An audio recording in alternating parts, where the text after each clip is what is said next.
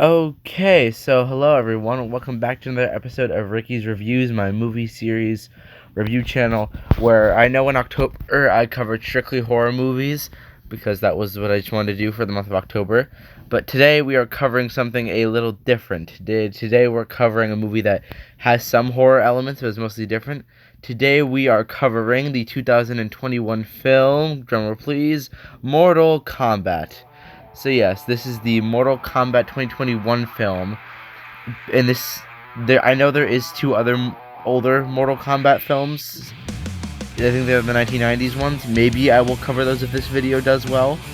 But as you can see in the background is trailer footage and making of documentary little video for the film, which I thought would be nice kind of to segue into the movie review, as you can see the inspiration for some of the characters' designs, their moves in the movies, how they work and stuff like that. But yeah, this movie is the 2021 adaptation, and this film doesn't specifically focus on one Mortal Kombat storyline to adapt. It is kind of like a multitude of them, and basically a plot synopsis goes as this. A washed-up MMA fighter named Cole Young discovers he has a destiny, almost, in the form of a dragon marking tattoo.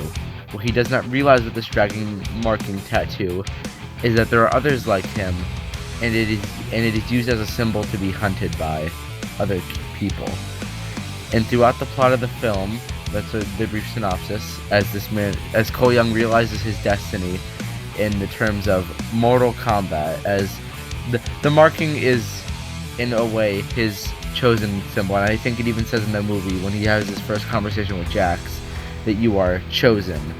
But yeah, that will be the brief unspoilered synopsis of the film, and now I'll get into my personal opinions on the film with a bit of spoilers, so be warned.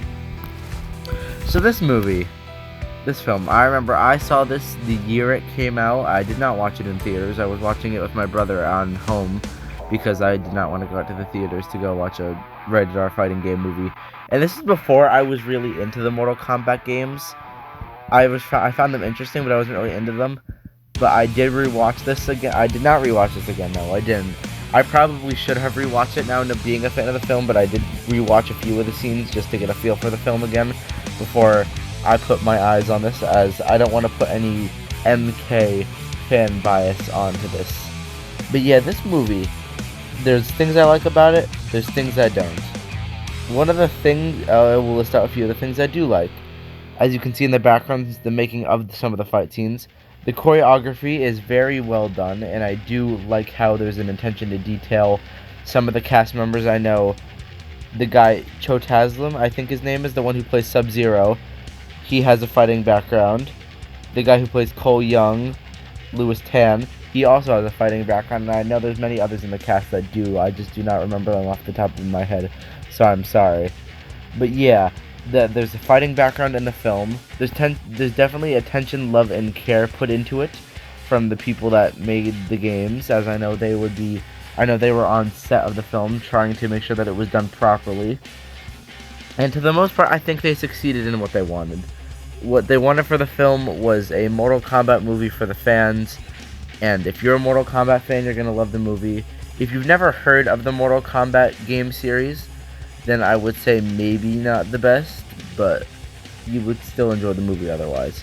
And right now, playing in the background is my favorite scene of the film.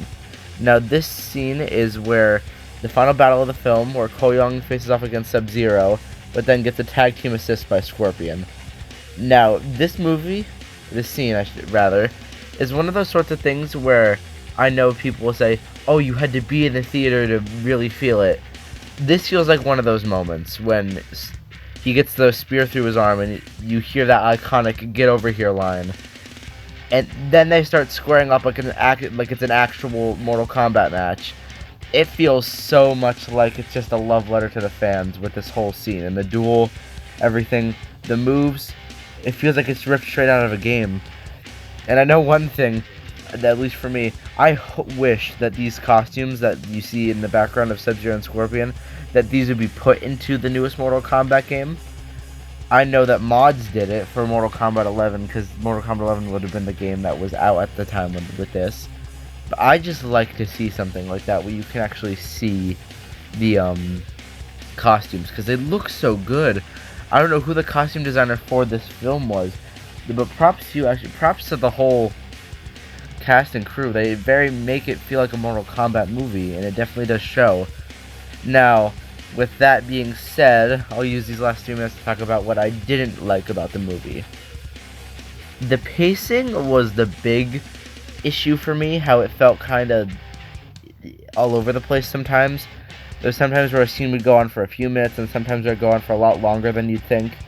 And I know that this isn't really all the director and crew's fault on this one, because I know for certain scenes, spoilers, when Sonya, Kano, and Cole Young are going out of the plane, originally they were supposed to be attacked by rain in that whole desert scene, so there's supposed to be more to that. And then I know in the scenes with Melina and Outworld, there was supposed to be a whole fleshed out backstory to Melina, and it would have shown Jade and Katana and stuff like that. And I'm like, okay, so that's why this pacing feels so uneven. But when I first watched this, I didn't have any of that information. So as a first time viewer, you're not going to really think about that, but it is definitely something to be like, wait, so why is this off like that?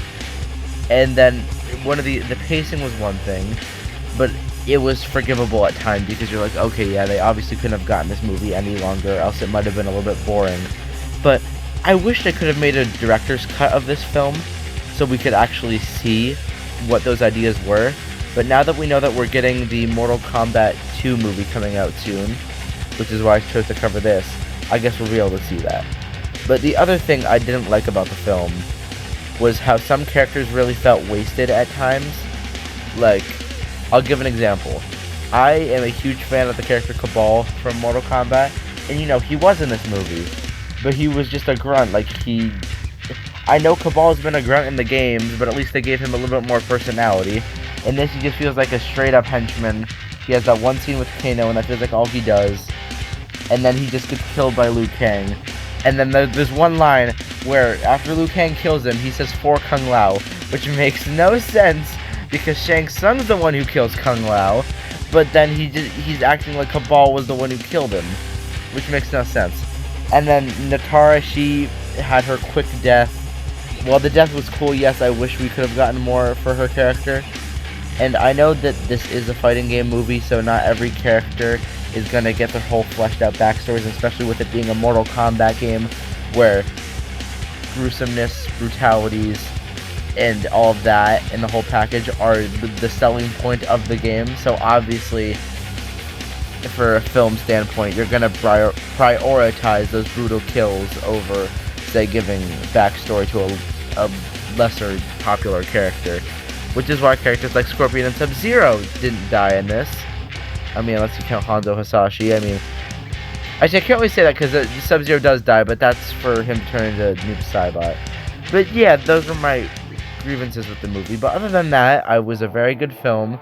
And if I were to give it a ranking out of 10, I would give it a 7.5. But other than that, that will have to do it for this video, guys. I hope you enjoyed. Like, comment, and subscribe. And I'll see y'all in the next one. Bye-bye.